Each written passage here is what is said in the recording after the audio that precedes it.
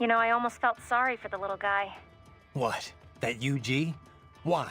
Because it couldn't disobey its orders? Yeah, that, and I don't know, it didn't seem especially interested in fighting you somehow. But was it really thinking on its own? Maybe it was all just an act. Get me to second-guess myself. You could be right. It's just, it didn't seem like just another UG to me. Maybe it's because I'm such a dog lover. That was no cuddly puppy, Courtney. It was a wolf, and a nasty one at that. No, I know. You're right. I didn't mean to sound critical. Whatever it was, it attacked you. You had no other choice. Didn't have much freedom myself, did I? Copy that. Later then? Yeah. You know, our last chat got me thinking about all the problems with PMCs. Oh? You come up with a solution to all our industry's ills then? Yeah. Let's just change the acronym. That's your solution? Just change the name and change the reputation, eh? To what? I know you like private security provider, but that'd be PSP. Private military security? PMS? Well, the Montreux document uses PMSC, right? Private Military and Security Company. A bit more comprehensive. And a bit more awkward too, I guess. Seems like it never really caught on. Yeah, we only use PMSC on contracts or when we're specifically excluding older style PMCs. I guess once a name sticks, that's it. Old habits are hard to break. Right. Besides, I think we're past the point that a name change would do much for the industry's image. I get your point. Though it did work once before. We don't call them mercenaries anymore, do we?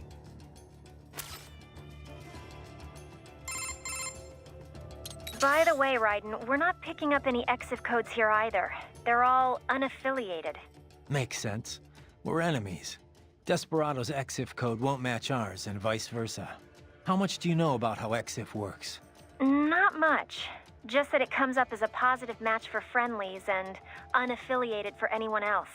Which could be friendlies or neutrals not broadcasting the same code for some reason. Say a damaged transmitter or signal interference. But 99 times out of 100, yeah, it's an enemy. EXIF is based on the IFF radio system aircraft use. Stands for Expanded Identification Friend or Foe. Too bad it only actively IDs friends and not enemies. But I guess asking troops to broadcast, "Hey, enemy here, kill me," would be a bit much. Telling friends and enemies apart was always a problem in the air, but it's gotten tricky on the ground too. Especially in the war on terror, with all these PMCs and multinational forces mixing together. The US Army experimented with infrared patches to ID allies. They'd show up in night vision. Then SOP came along and offered a more efficient method? Right. SOP's gone now, but its ID protocol is still used all over. ID chips and dog tags, transponders required on all vehicles, aircraft, UGs, cyborgs, you name it. But if everyone's using the same basic system, how do armies hide their info from the enemy? Heavy-duty encryption, for one. The chips also use a hybrid cross-spectrum system to transmit the data. Without the proper key, it's hard to pick up the signal in the first place. PMCs typically only share their codes with nations or other PMCs they're working with. What happens if they end up on different sides later, like in a separate conflict?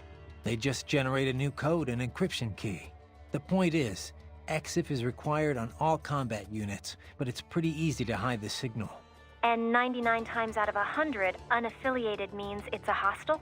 Right. Just like with IFF and aircraft. You're a quick study, Courtney. Nice history lesson, Teach. Now, if you're done, I think you have a nation to save. Just a little on-the-job training, Kev. Riding out. What's up? No? Did you need anything else? No, guess not. Just wanted to hear the sound of your voice. Oh, save it for your wife, Raiden. A most fascinating opponent, wouldn't you say? What did you make of it, Doc? Well, everything it said seems feasible enough. It's true all UGs feature high-level AI these days. Given enough time to adapt and learn, a neural AI could certainly become able to comprehend speech. Then, with the right interface, speech and conversation will be possible. But what about it having actual intelligence? John Searle disproved the viability of the Turing test back in 1980. In other words, just because something talks like a person doesn't mean it's really thinking. It could just be following some program designed to make it seem as intelligent as possible. I'm impressed. You seem quite knowledgeable in this field. I had a pretty memorable chat with an AI once, about 10 years ago. After that, I did a little reading. Ah, yes, of course. The Patriot AI. I heard of this. Was it actually intelligent, or just programmed to pretend? I'm still not sure. I suppose it depends on how one defines intelligence. For example, many term chess-playing AIs and such as having sectional intelligence. Some in the field believe that sentience or self-consciousness is a necessary part of the definition. When you ask if this UG had intelligence, I suspect this is more your criteria? Yeah, of course. Then you could ask, how do you define sentience exactly? And on and on and on. Indeed. These terms can indicate a wide variety of meanings depending on one's understanding. Perhaps it is less important to ask if the AI was intelligent or not than to ask how did the AI operate. After all, labels are useful only when they further pursuit of the truth. And that, as you well know, is the goal of all science. Sure, Doc. Thanks. I guess.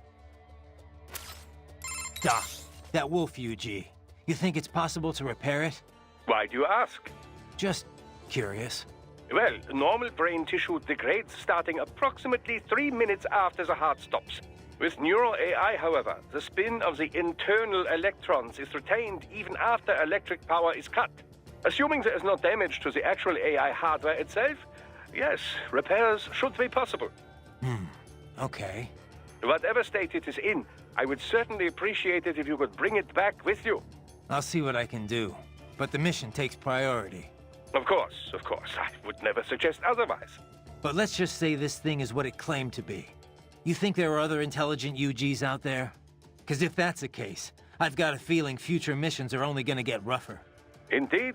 Dozens of UGs chatting away on the field would be enough to drive anyone to distraction. Neural AIs are not von Neumann computers, keep in mind. Structurally, they are closer to human brains. Hardware and software are indivisible. The learning data can't simply be transplanted to other AIs. So it can't be copied or backed up either. Normal UGs must be taught individually. This entails streaming provisional, audiovisual, and body sensor data until it's ready to be shipped out. This process can be sped up by increasing and improving processing speed.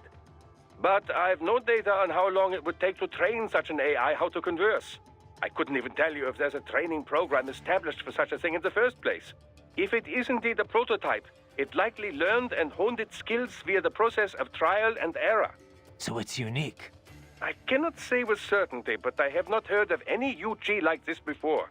I would imagine that it was telling the truth when it called itself an experimental prototype. There may be others. Or perhaps it's the only one in existence. Glad we narrowed that down then. My apologies, Raiden.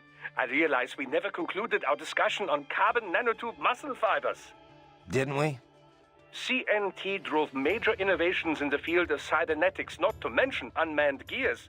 As I'm sure you are aware, Walker-type UGs require numerous linear actuators in order to function. Previously, organic polymers or cultivated muscle cells were used to that purpose. But the advancement of CNT technology allowed for comparable power in a far more compact package. This meant the same size UGs could be equipped with even greater firepower. Take the redesigned Metal Gear Ray, for example. They took all the space the old artificial muscles filled up and stuffed it with weapons. Precisely. Of course, UGs have improved in many ways, all to keep pace with cyborg advancements, you know. After all, the original Metal Gear program was designed to unite infantry and weaponry. As an evolution of this concept, the UG is now in direct competition with the cyborg. And the cyborgs already have an advantage with their maneuverability and smaller size, as you well know. Of course, UGs are not dependent on the skills of a human host. Long story short, watch out for UGs. Well, yes, basically. Cyborgs have matched unmanned gears in many respects, but then UG tech advances every day. Do not underestimate any you might run into. Copy that.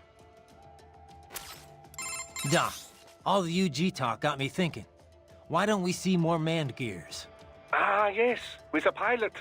The bipedal tanks and such things, I must confess I have not followed the field closely as of late. But then, who has? Since Metal Gear A, all the advances and the funding in mobile artillery has been UGs. So why is that? Well, UGs take many more forms. Aerial drones, treaded tanks, armored transports. And they are perfect for the 3D work. Jobs too dull, too dirty, or too dangerous for men. True Metal Gears with a pilot and nuclear payload were huge and very expensive. They were not practical. It turned out the greater need was for smaller, cheaper units, deployed more easily and in greater numbers. So the field narrowed in on this aspect of gear design, an all-terrain link between infantry and artillery. But even then, the UG models were more popular. In most cases, they simply made more sense. But aren't there situations where you'd want gear-level power, but also a human pilot there to make decisions? UG AI has gotten better, but it's still terrible at handling anything unexpected. But Raiden, this is exactly the role the cyborg has taken. On the manned gear, any advantage over a cyborg in offensive power comes with a matching increase in size. This makes it so large as to no longer be practical for most infantry missions. Conversely, the smaller models are so close to cyborgs that, well, what is the point? Cyborgs are smaller, cheaper, more nimble. Precisely. Perhaps soon we will see the cyborg take the place of the UG, as the UG has done to the manned gear. What, with wings? Scooting around on wheels? Why do you laugh? It is the logical next step to have a human brain integrated into a tank or a plane. Now you're getting into some B-grade sci-fi territory, Doc. Oh, but it is all quite possible, I assure you. Just consider the possibilities. A humanoid frame for everyday life, yes, but the brainstem can be easily extracted and inserted into whatever chassis best suits the mission. So, yes, I suppose the paradigm could be flipped on its head. As UGs become smaller and smarter, they could begin to fill the cyborg's role. They will come to resemble them more and more in form and function, no doubt. I suppose at some point they would no longer be UGs, but androids. Glorious! One thing about fighting these cyborgs, Doctor, it's strange in a way. Oh? How do you mean? I can slice them to pieces, and with all their pain and emotion suppressed, they don't feel a thing. At least against SOP troops. You never forgot they were real people. But these cyborgs, it starts to feel like I'm taking on unmanned gears, robots, not living, breathing men. Intriguing. Tell me, does it help assuage the natural feelings of guilt? There is no reason to avoid this topic. Man has wrestled with it as long as there has been war. Guns were a huge step, of course, as it became easier to take a life, physically and mentally.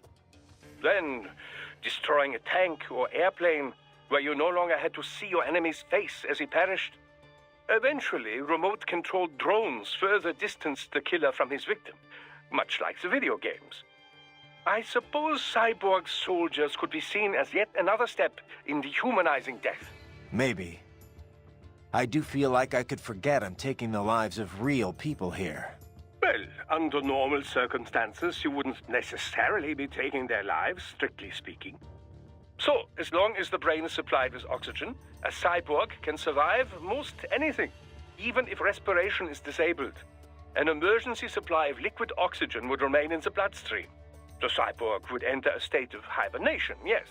But so long as the brainstem were retrieved intact, it could be attached to another body and revived. That's how the two Gemini survived. The Gemini? Ah, yes, the twin cyborgs from the motorcade.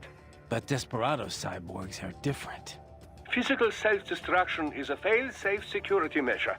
In any case, it is unfortunate that Prime Minister Nmane was human.